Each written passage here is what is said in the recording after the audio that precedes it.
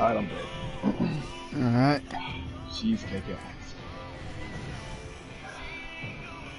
Good cheesecake too. For a teaching Like a abroad occupation. strawberry shortcake. She taught English to foreigners for a fairly decent pay. I personally wasn't too cultivated by the idea, as the thought Can we of see what this Lindsay tastes being like in a together? foreign country by herself really stressed me out. I can't wait to fly over. Yeah, me too, babe. Hey, can you please make sure your doors are locked? They already locked it, silly. Stop being so paranoid. I know I'm being paranoid. I just want you to be safe, okay? Don't worry, I am. Being away from Lindsay definitely took a toll on my health, as I would constantly This is get country anxious music? worrying about her safety. Oh yeah. That I didn't have the capability of protecting her from any unlawful perpetrators always gave me extreme anxiety. Which is why my doctor prescribed an inhaler for me to use every time I felt the symptoms get out of hand. I didn't do too well with long-distance relationships, but I really wanted to support Lindsay in her career endeavors. I'd fly over there on occasion, usually around the holidays when work wasn't so strenuous for the both of us. I remember spending the majority of my time watching the rather odd Japanese game shows while Lindsay and her roommate Saki would do after-hours work from home. Staying in Japan was quite the culture shock. Yeah, I bet it was. Bet it is. Style, but the longer I stayed there, the more accustomed I became. Or I should say, the more comfortable I felt with Lindsay's stay there. Being halfway across the world made me adjust my sleeping schedule, as I made it my duty to video chat Lindsay every day at exactly 3 a.m. in the morning. 3 a.m. over here was equivalent to 5 p.m. over there, according to the time zone difference. And we I getting over made it there a early. routine to catch Lindsay after her work shift was done, even if that cost me a few hours of sleep. You guys doing anything for Halloween? Yeah, Saki and I are probably going bar hopping. That sounds nice. I wish I could be there. Hey, we'll talk later. Saki's calling me. Seeing She that cheat on Lindsay you, had bro. a roommate to acquaint herself with gave me a little peace of mind. She. A lot of my friends were well aware of how concerned I was about Lindsay's well-being. So much so that they would message me encouraging words to help cheer me up. But all of that changed one night, when I got a message from one of my close colleagues from school. I opened the message and read, "Hey Craig, I know you're concerned about Lindsay, so I thought you might want to check this link out." It was a link to a forum titled, "Is Teaching Abroad in Japan Safe?" I hesitantly clicked the link, only to see the forum containing a large thread of positive comments saying stuff like, "Teaching there was a great experience, highly recommended," or "Once you go Japan, you'll never need another plan," stuff like that. I then came across a user that posted a comment saying, "For those who are considering being a tutor in Japan, you might want to watch this first before you fully commit," with a link right next to it. I felt extremely skeptical clicking the link, but my curiosity was too overbearing to withstand my compulsion, so I clicked it. Oh. I then saw a low-grade video of a woman with her hands bound to the ceiling while being completely wrapped in duct tape. The woman was also wearing a plain white mask over her face with the word "dog" written on it. I couldn't tell if this was a joke or some sort of sick snuff film until I saw a man approaching the woman holding a large machete. I could hear this poor lady screaming in agony as he began to shout, "What is your name?" Please, sir, please let me go. Please just let me go. "What is your name?" My name is Kathy. Please don't hurt me. Wrong answer! Your name is Dog!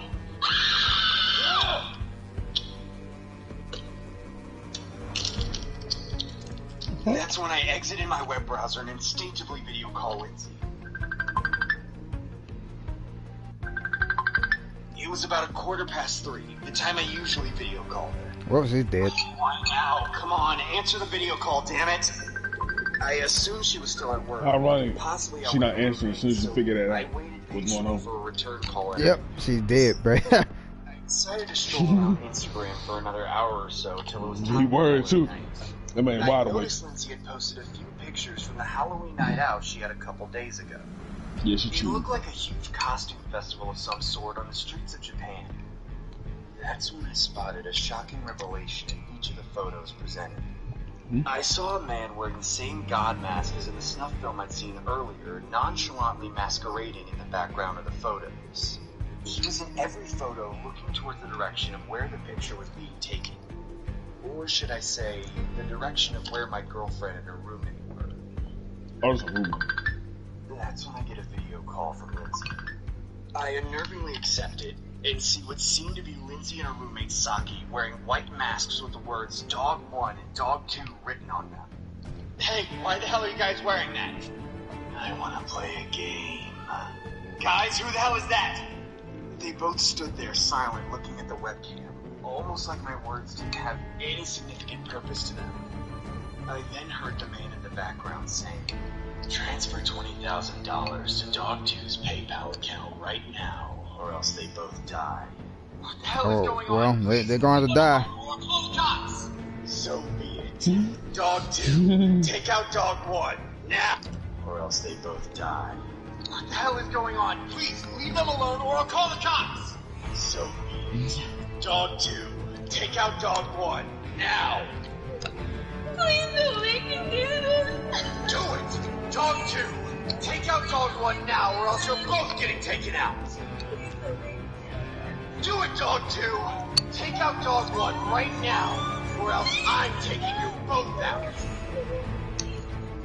That's when Lindsay raises a large kitchen blade in the air and stabs Saki in the neck. Damn. I can hear her gargling her own blood while struggling to gasp for what seemed to be the last remaining breaths on her. Dude, please stop this. I'm begging you. I'll do anything you want. Just please don't hurt my girlfriend. That's when the voice in the background wakes up. Only revealed the same man wearing the god mask that I'd seen in snuff film and Instagram photos earlier.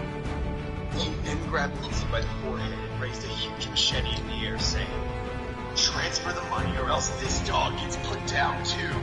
Dude, please have transfer the money right now. That's when I grabbed my phone and immediately began to transfer. Yeah, I would not do $20,000 that. to Lindsay's PayPal account. Here, look. I transferred $20,000. Now, please, can you let her go? I did everything you Hey, wanted. you got the kind of money. I'm just a guy trying to survive this cold. I just do what I have to do to put food on my family's table, you know? Just know that God has nothing to do with this. What the hell? I began a request for another video chat, but there was no answer. I got that Halo. That's when I get 2 messages from Lindsay's account. I click the chat box and see an image of Lindsay's severed head on top of the computer desk. Dang. Yep. The other image was a mean face with the caption, "Gotcha." What idiot. That's funny.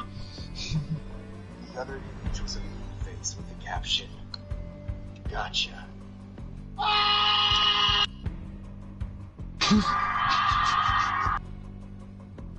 That's so obvious.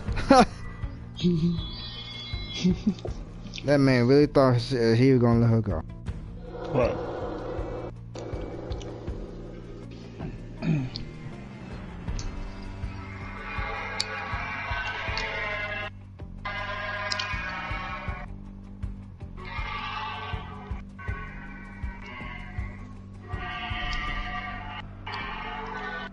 They took his money.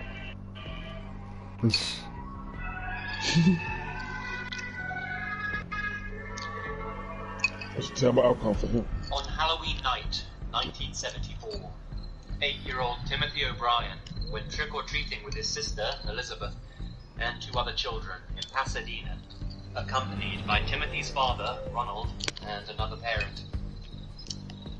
The night started off innocently enough, but would go on to end in tragedy. When the group knocked on one particular door, there was seemingly no one home, and as such, they swiftly moved on. Timothy's father stayed behind for a moment to wait and see if anybody would answer the door. He quickly caught back up with the others, with 5 pixie sticks in his hand, given to him by the homeowner, who was simply taking their time to answer the door. He distributed the candy amongst the children, and later gave the spare one to a child who was not with the group. It began to rain, and as such, they cut their trick-or-treating session short, and the children and their parents went back to their homes. Before bed, Timothy asked his parents if he could dip into his candy collection. They agreed, and young Timothy decided to start with the pixie stick. He poured some of the powdery candy into his mouth, but immediately complained that it tasted unusually bitter. Timothy quickly realized that Okay, ain't something was candy. wrong, and he rushed to the bathroom with severe stomach pains. Man, I gotta take a shit. Shortly after, Timothy began to convulse, and within no time at all, went limp in his father's arms. Got shit. He died Oh, as he damn. was being rushed to the hospital. After a pathology report, it was revealed that the pixie sticks had been laced with a poison, a fatal dose of potassium cyanide. Oh yeah, you gotta pay attention to the Timothy candies consumed enough poison to have that killed the kids get on Halloween. Thankfully, none of They the be other drugging and shit. People ain't got no life and shit. Or to Theirs give that shit to also little tested children. positive for containing lethal amounts of They cyanide. got no life. The tops of the candy wrappers have been opened, Why the fuck filled would with you even want to poison, do that to a child? and resealed with a stapler. After the news of Timothy's death spread, there was community uproar, with parents from the surrounding area returning their children's Halloween candy to the police, fearing that a maniac had been handing out poison treats to as many trick-or-treaters as possible, with the sole intention of killing dozens of children. And that's exactly what was believed to have happened by the police. Initially, at least. The authorities began to grow suspicious of Ronald, Timothy's own father, due to his inability to McDonald? even which house handed out the pixie sticks, despite the fact that he and the children had only visited a handful of houses across 2 streets that evening. Even more strange was the fact that none of the houses that the group had visited that evening had been handing out pixie sticks to trick-or-treaters. Eventually, the truth came to light. Ronald had poisoned the candy himself, and ensured that it ended up being given to all of the children that he had taken out trick-or-treating. His motivation? To collect on various life insurance policies that he had taken out on his son, and presumably his daughter, though, as stated, she never ate her candy. He gave the other children the sweets in order to cover his tracks, and make it appear as if someone else was indiscriminately handing out the poisoned pixie sticks. Turns out that Ronald was over $100,000 in debt, and the life insurance payouts that he was set to receive would have eased his financial woes. Throughout his entire trial, Ronald maintained his innocence, but the amount of evidence pointing towards him as the murderer was too substantial for the jury to ignore. It was revealed that Ronald had been talking to chemists about where he could purchase cyanide and how much would be needed for a lethal dosage. Why they always think they're gonna get away His with this friends type and of shit? co-workers also testified that Ronald showed an unusual interest in the poison. They always get caught. Leading up to Halloween. If it was back in the day, you probably get He away was with it. found guilty of murder, Cause they ain't got no and technology to, counts of you know, attempted murder, prove you're guilty. and was sentenced to death. While incarcerated, Well, there's so many ways to he was trace people's despised steps on by when they his fellow commit this inmates, shit. They who condemned track him the for store, the murdering his own receipts, son. the time you went there. Ronald's execution took place run on your credit March cards and 31st, shit. 1984, just after midnight. A crowd of demonstrators gathered outside as he died, some even chanting, "Trick or treat." Okay, that's creepy. For his heinous crime, Ronald has become known as the man who killed Halloween. That's a real story. Oh shit. I got a newspaper. That's a real name. I'll be damned.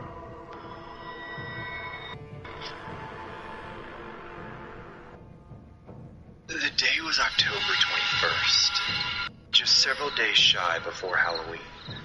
My anticipation grew higher and higher as I planned to host a Halloween party at my place.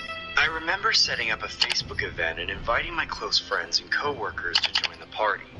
My friend Dave would usually be the one to host these kind of events, but unfortunately he couldn't do it this year as his parents were having renovations done at their house. While setting up the event, I didn't take into consideration that my parents were extremely against Halloween festivities. They would always lecture Oh, me on Dario, why what's been going on with you and Halloween Savannah? only made for kids You said who nothing would about go it. to hell and worship the devil. None. What made things Still hanging more out, why? frustrating was how they kept Oh, the same what about beliefs until now, old girl? despite She me would being in my interfere? late teens. Who? What old One girl? night, I noticed my mom sitting in the what's her living room name? watching TV. I Mm. began to approach Gabby? her direction while trying to muster No. up any plausible excuse cute. that Oh, would no, persuade no. her in Oh, favor cutie, of no. my party idea. I casually hovered over her, saying, "Hey, Mom, just in case Dad didn't tell you today, I just wanted to say that you look very beautiful." What the hell do you want, George? Ha! What? You're not usually this nice. So spit it out, whatever you have to say. Can I invite my friends over for Halloween this Get year? the hell out of my face.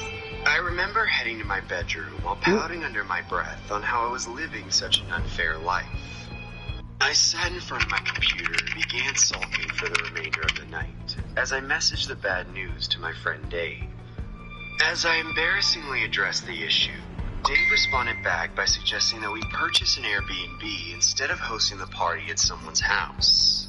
I thought it was a pretty smart idea, so we mutually agreed to get an Airbnb that was located somewhere more secluded and away from the suburban part of town. Excitement why? began exuberating throughout my body, as I couldn't help but feel exhilarated at the notion that I didn't have to deal with my parents' incompetence. Fast forward to October 31st, and it was officially Halloween. I began driving towards the Airbnb destination about an hour or two after check-in, just so I could prep before the guests arrived. As I got closer to the destination, At I nighttime? remember seeing a decent-sized on the house that looked a tad run down. It didn't look like there were any hell other no. houses around, just a lot of tall trees and a scent of pine cones in the air. I figured it would add to the spooky ambiance, considering this was Halloween. Oh, the way he As I picked it. got Okay. inside, I immediately started setting up for the party while having a few glasses of alcohol on the side. A couple hours later, the sun was finally beginning to set, which meant that the guests were on their way to the party. I figured I'd dress as Georgie from the movie It, as my name was George, so pun intended. I texted and called my friend Dave, but unfortunately didn't get a response. I I would've been tough. speculated that everyone was either unable to find the correct address or was just going to show up to this party fashionably late. That's when the living room TV begins to abruptly turn on. I then saw a bizarre message playing on the TV, I hate as that it thing. became straight out of the movie The Purge, saying, This is not a test.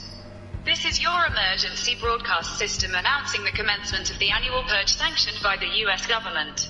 Weapons of class 4 and lower have been authorized for use during the purge. What? All other weapons are restricted. Government officials What the hell is going on? have been granted immunity. I turn the TV off and immediately hear a knock coming from the front door. I opened the door and saw some kids shout, "Trick or treat!" Sorry guys, no candy here today. You suck, and wearing a raincoat isn't a costume, cheapskate. I'm dressed as Georgie, you idiot! I slammed the door shut and began to hammer down another drink. They're dressed up as You suck, Chucky and his wearing a girlfriend. raincoat isn't a costume, cheapskate. I'm dressed as Georgie, you idiot! I slammed the door shut and began to hammer down another drink. That's when I heard another knock. You so way to shout like that. Go away. Go away. Go away. Go away! I'm not handing out any candy, you stupid kids! I angrily approached the door and looked through the peephole, only to see a group of people wearing purge masks while holding machetes. At first glance, I thought it was the guests from the party, but then I heard one of the guys say, "Maybe we can go through the backyard and take him out there." My heart began to submerge into my stomach. I turned off all the house lights and simultaneously darted across the living room to make sure that the backyard sliding door was locked. As I secured the lock in, one of the purgers slammed his hand on the glass door while yelling, "Open the door, Georgie! Leave me alone or I'm calling the cops!" You did. A large blade from the knife set on the kitchen with his hand on the glass door while yelling, "Open the door, Georgie! Leave me alone or I'm calling the cops!" That's when I grabbed a large blade from one of the purgers, slammed his hand on the glass door while yelling, He got started. "Open the door, Georgie! Leave me alone or I'm calling the cops!"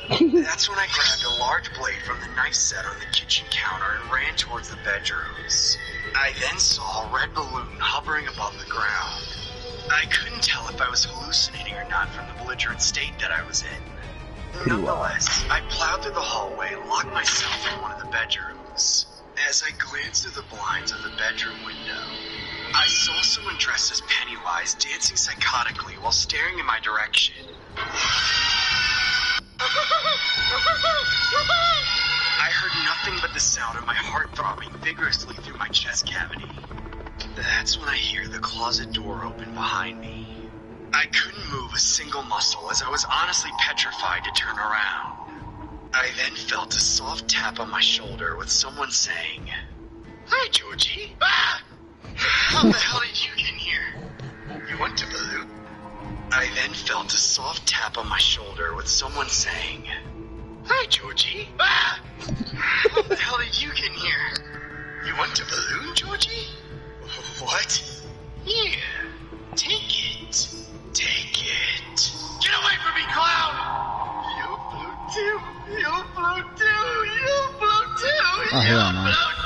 Oh, and I want to hit him in real life. Clown's mouth abnormally opens wide and begins to swallow my entire head. What? I felt like my life was slowly diminishing. Through my drunken haze, I dug the kitchen blade into the stomach of the clown despite not being able to see a thing. I could feel the hand that was digging at the clown's stomach become wet from the blood being shed everywhere. I then opened my eyes and realized that the mouth that was supposedly swallowing my head was none other than a brown paper bag being held by my friend Dave. Oh. Happy Halloween!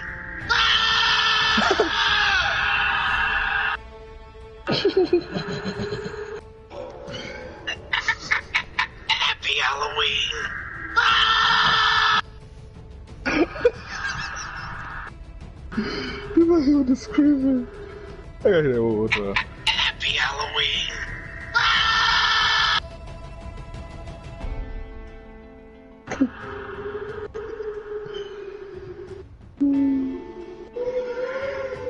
They didn't believe me. They thought I snapped. They even found it funny. I think they regret that now. We've all been given plenty of time to think about it. There was nothing in the air that night that suggested things would turn. It was a night of trick-or-treating. Just getting out. I had my two friends with me, Steve and Jim. We were rocking our usual low-effort costumes. But early on, we had the idea to split up and hit houses by ourselves, thinking we'd score pity points and more candy by being on our own. We ran off into separate directions and got to it. It was actually working pretty well. I was getting way more from each house than a kid my age would usually get. But I wasn't alone for long. I saw a random kid. You ever been trick-or-treating there? The street. Nope, never. Just staring Oh up man, at the street. is that on the He experience? didn't even have a costume. Nah. I called out to him. Did you ever wanted to, or you So I just walked up didn't and care clapped to? my hands on his shoulder. Yeah, I didn't care. That wasn't fun to me. I could just buy my own candy. And flashed I'm talking about when you was a kid, boy. I ain't talking about now. Oh, well, yeah, same back then. He finally turned around and shrugged. Ah, this is just how I roll every Halloween. My refrigerator was full of candy. John, that innocent smile again. Well, you're not gonna get anything if you just stand out in the middle of the street. Are you sure about that? Yeah, pretty sure. Hey, you know what? We're both by ourselves, so why don't we hit some houses together? That sounds great, buddy. You don't even know Let's this go. dude. Hey, Man, wait up. buddy. Huh? Just tell me your name first. I'm Sean. He stopped for a moment and looked over his shoulder. Nice to meet you, Sean. Call me Crane. Sure thing, Crane. Then we were off. That Crane was a real interesting character. He taught me how to use his charm to get way more candy. All you need is a genuine smile, he'd say. From that point on, I was raking in the goods like never before. But the strangest thing was, he never took any candy for himself. Nobody even offered any to him. And every time I tried to give him some of mine, he'd decline. No thanks, Sean. I'm diabetic, he'd say. He was a cool guy for sure, but I was pretty confused as to what he was doing out on I still Halloween eat night. candy. Right. I guess I'll just have to die. I don't know. Oh god. Shit. After a while, I decided to introduce Crane to my friends and see if they would welcome him into our group. I sent them a selfie of the two of us with the caption, "Met this cool guy Crane." I thought it was weird that they both screenshotted the picture. It wasn't funny or anything, but I just shrugged and took Crane to where my friends said to meet. When I got there, Jim and Steve were nowhere to be found. Screenshot? Where are these friends of yours, Sean? I don't know. They should be around here somewhere. Maybe they're late. Okay. Crane seemed a little concerned, so I tried to cheer him up. I clapped him on the shoulder again and gave him a reassuring shake. Don't worry, man. These guys are really cool. They'll like you. We'll all get along really well. Hey, while we're waiting, try and think of some cool things to tell them about yourself, you know? Sure thing, buddy. Then, Jim and Steve ran out from the bushes, bursting with laughter, waving their phones around. What's wrong with you, Sean? Dude, have you gone psycho? They didn't even notice Crane. He was starting to look upset. What are you guys talking about? Aren't you going to introduce yourselves? Uh-oh. That, balance with laughter. Oh, man, you really are crazy. Dude, we caught you in 4K talking to yourself. I posted it to Snap, bro. Crane was just standing there. It started to freak me out just a bit. So I went on my phone and looked at Jim's story. There I was, in the middle of the street, talking loudly to nobody. My hand on the shoulder of thin air. Looking like a totally insane person. What? I don't understand. Crane? When I looked up, my friends could finally see it. But it wasn't Crane anymore.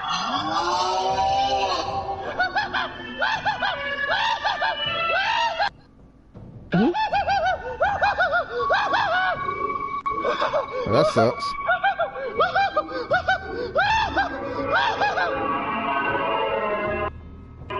What, Crane turned into a demon or something? What happened? Yeah. Shit, he was a ghost. They noticed him at the last second. The friends that thought he was fake. He killed all three of them. All three of them died. Dang. This happened to me recently, and I don't think I can work in a drive-thru again. I just moved out and got a job at Burger King. I always worked the night shift, as it had less customers, hence less trouble. My apartment was a 5-minute walk from my workplace, so I had no issue getting home late. Overall, it was an ideal job for me to begin with. At least, that's what I thought. It was a boring Monday night, and I was sitting by the counter watching YouTube videos when I heard a car pull into the drive-thru. I quickly put my phone aside and waited for the customer to drive up. As soon as the car approached the window, I said in a fake, joyful voice, Welcome to Burger King. May I take your order? Yeah, we're hungry. I saw a man wearing a vibrant colored Hawaiian t-shirt sitting in the driver's seat. He had a disturbing stare. Oh, look, you freak. That's nothing. Obscene behavior. I already informed my boss about this with the wrench. But Bob, countless hours of work were starting to become more and more strenuous. I desperately needed money, as I wanted to move out of my grandfather's house and into a residence of my own. My grandfather took the responsibility of taking care of me since I was an infant, due to the tragic loss of my parents. My mother and father had suffered a fatal car crash which granted my grandfather full custody of me. I began comprehending the news as I got older, but oddly enough wasn't too affected by it, as he fit the bill of being the best caretaker that a kid could ever ask for. Playing duck hunt was one of my favorite things to do whenever I wasn't so busy at work. My grandfather didn't own any consoles. No, it ain't. That game awesome. In today's modern day. It's easy, though. Too easy. Well, classic gun control. Kinda. Hey, Grandpa. Don't worry about me, son. Pay attention to the game and get that birdie. That's it, Larry. Now go on. Shoot the birdie. Now! Besides entertaining Grandpa with my spectacular duck hunt skills, I was usually serving customers. The game ain't that hard. I always switched back and forth from the kitchen to providing customer service at the front counter. Our location wasn't usually as busy as most Burger King branches, as we were located by the corner of a quiet residential area. And there weren't many teenagers or kids around. Mostly just an older crowd that were either retired or just big fans of our adversary, McDonald's. Working at Burger King I hate watching stories with the pictures to it. I like watching the animation. Made me familiarized with the regulars who would come to dine in. I was usually scheduled for the night shift, so the difference in crowd was pretty evident, as our venue always seemed to attract homeless people or loiterers around this time. Then there was this one guy who would always arrive around 9 p.m. every evening dressed as a Burger King mascot. It was pretty evident this guy was either some crazy lunatic or just a really huge Burger King fan who wanted to look the part. I always got a few laughs and giggles every time I saw him, as the mock-up of the Burger King mascot was pretty accurate, but at the same time outlandish. As impressive as his getup was, I was more intrigued by the absurd orders he usually requested. I remember him approaching the front counter as I said, "Hi sir, welcome to Burger King. May I take your order?" The mascot then said, "Give me 30 Whoppers." "Sir, are you sure you want 30 Whoppers?" "I said 30 Whoppers! Make Whoppers now!" "Okay, sir, just the sandwiches, or would you like to make it a combo?" "Have it your way." The mascot then placed about $150 on the counter and began walking towards the seating area. I recall him sitting in one of the booths as the employees in the back began preparing the 30 Whoppers. About 10 minutes later, I bring the stack of Whoppers on a tray towards the mascot's table and notice he had his cell phone held up by a salt shaker with the video camera recording. I placed the tray down and casually walked back behind the front counter. I then saw the mascot completely demolish the Whoppers one by one. It appeared he was either filming a mukbang or just had a preposterous craving for Whoppers. I recall seeing the mascot eat a total of around 10 Whoppers out of the bunch and then pass out from the inevitable itis while drooling on the furniture. The time was around 12 a.m., which was when our restaurant closed for in-dining service, and also when it was the end of my shift. I knew in the back of my head that I had to politely escort the man out, so I slowly approach him as I see him snoring heavily. I gently tap his shoulder and say, "Hello, sir. I unfortunately need to ask you to leave as we're closing." "Give me Whopper. Give me Whopper. Give me Whopper. "Sir, I'm politely asking you to leave." "You make me Whopper, then I leave." "Sir, we can't do that. You need to leave now." I firmly secure my stance with an assertive poker face, while trying not to show any signs that I was nervous as hell. The mascot then gets up and walks out of the restaurant. Calling an Uber was completely necessary, as I wanted to avoid potentially being seen by that weirdo on the street or public transit. The time was roughly 1 a.m. when I made it home and immediately got in the shower. My paranoia began setting in, as all I could hear was weird noises coming from outside my shower curtain.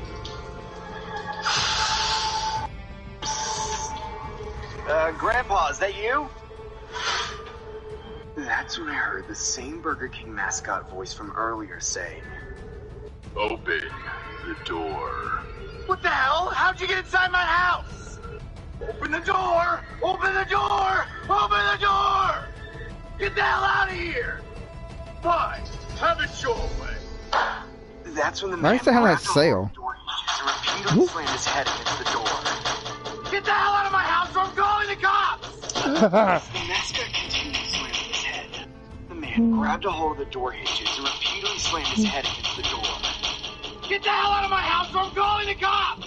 The mascot continued slamming his head. I remembered my grandpa secretly keeping one of his handguns stashed in the bathroom cabinets. I took it out and pointed it towards the door as I said, Please don't make me do this. Please just go. I have a lot to live for." "Here's Johnny!" The mascot successfully plummets his head through the door. Just then, I see my grandpa standing next to me. I shout, "Grandpa, help me!" "That's it, Larry. Now go on. Shoot the birdie. Now!" Wait, I pulled the trigger and What? said, "Look, Grandpa, I did it! I killed the birdie!" What? "Aren't you proud of your grandson? I still got it, don't I?" He killed the Burger King, man. He's liking that shit too. Psycho. The grandpa, who the psycho? The dude that shot him. How? Shot Burger King dude. Huh? Why him?